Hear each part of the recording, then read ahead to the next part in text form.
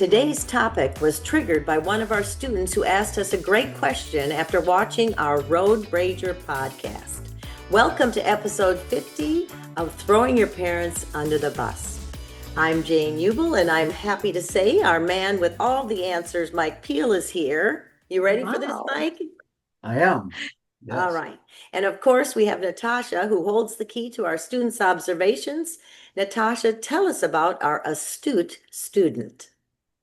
Yes, so we have Andrew today, and he writes, Dear Drive Safe, Ride Safe. Recently, I've seen 2 different car crashes or accidents.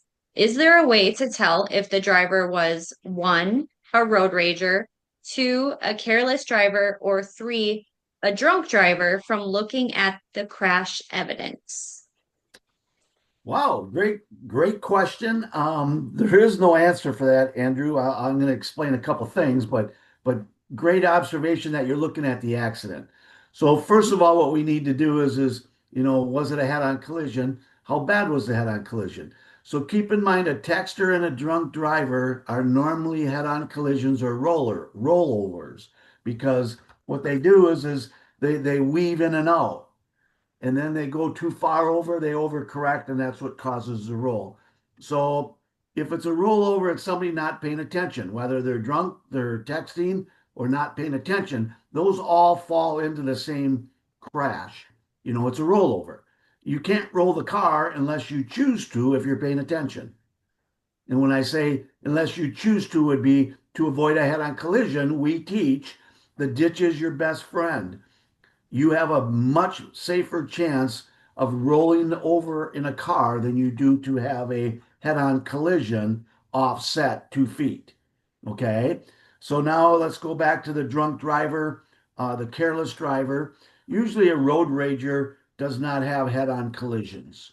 Okay, could they? Yes. Most road ragers aren't going to turn into somebody because the rage is usually behind you and traveling in the same direction. But that texter or drunk, that's where your offset head-on collisions come in, because we have 2 people that are hugging the center line. And remember this, if you have a steering wheel, looking for my steering wheel, if you have a steering wheel, I want you to assume you have an arrow at the top of it. It needs to point down the middle of your lane in normal situations, okay? Because sometimes construction will move you into a shoulder or whatever. When you're in a narrow situation, remember, steering wheel in the middle, your tires are on the outside of you. When you sit in the car, you're here.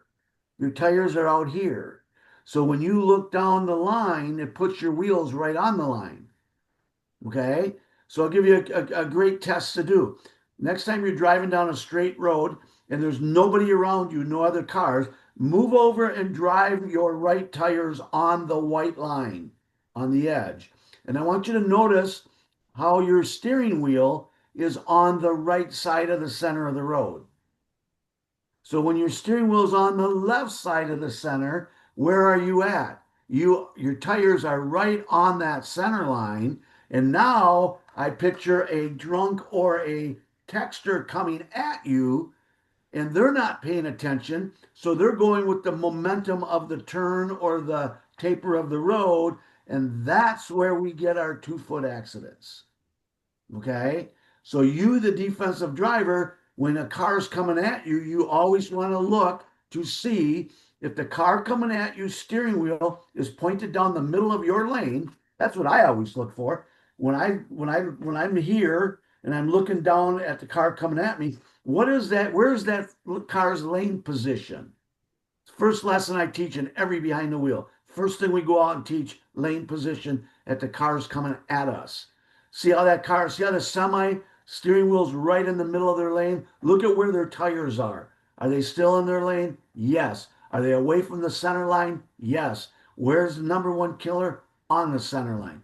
So where do we want to be away from? The center line. Now, I do have parents comment to me on, oh my gosh, they're almost hitting parked cars because they think they got to keep that steering wheel in the middle of their lane. Well, we got to use common sense too, folks. We can be book smart and no common sense smart.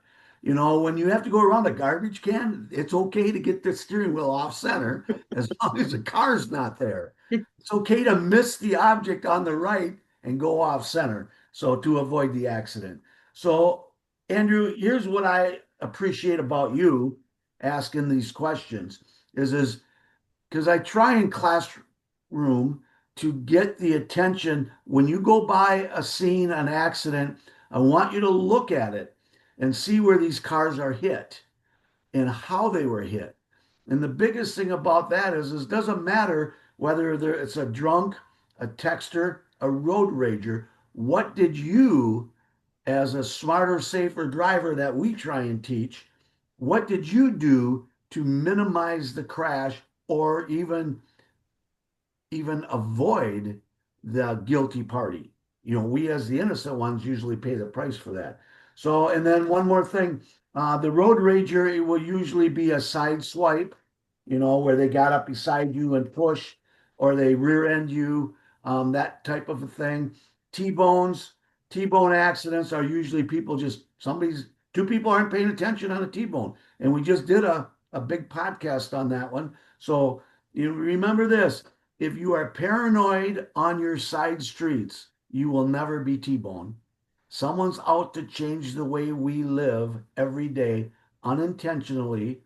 And that is why we look down our streets and find the person who's going to go through the red light, the stop sign, even the green light when you go through the red, you know. So that's why, you know, that it's so important to get that surrounding around you, what's happening. And then you're not part of it. And you get to be like you, Andrew, you get to watch it. And that's a good thing. Yes. Well, we totally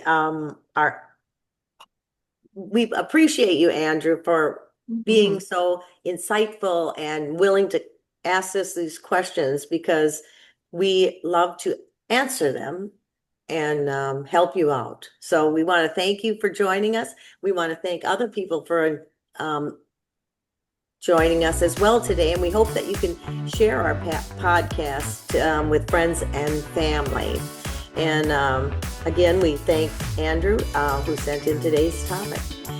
You can also look for more information or more videos on our YouTube channel, which is youtube.com/Drive Safe Ride Safe 1, which is the number, not the name.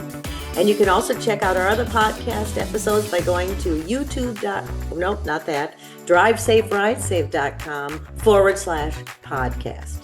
Now, please give us a shout out by emailing us with your questions or driving stories. You can do that at drivesaferidesafe@gmail.com. We love to hear from you. And this has been episode 50. I can't believe it's already been 50 of Throwing Your Parents Under the Bus podcast.